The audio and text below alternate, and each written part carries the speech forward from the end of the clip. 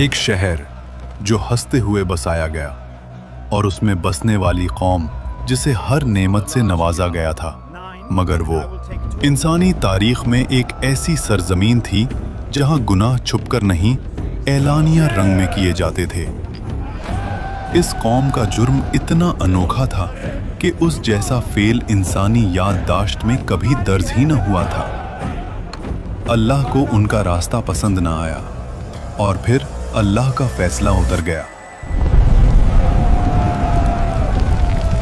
اور پل بھر میں اس پوری قوم کو بستی سمیٹ الٹ دیا گیا جو قیامت تک عبرت بن کر رہ گیا۔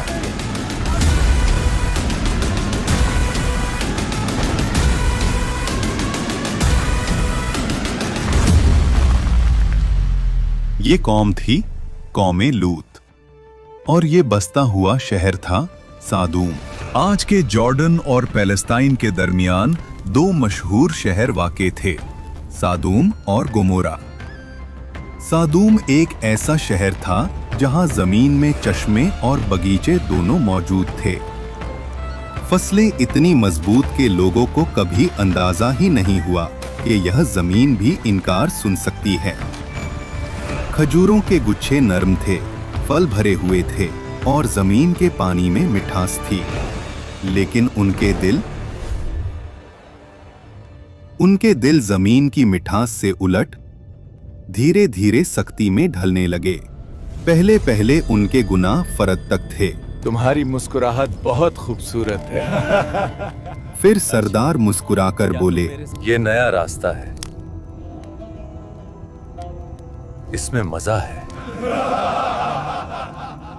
اور پھر لوگوں میں یہ شوق، عادت اور رویہ بن گیا۔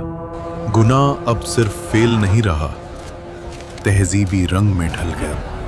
جہاں لوگ رات کے اندھیروں سے نکل کر کھلی بیٹھکوں میں اعلانیہ فیصلے کرتے اور اللہ کی بتائے ہوئے احکاموں کو بحث میں اڑا دیتے۔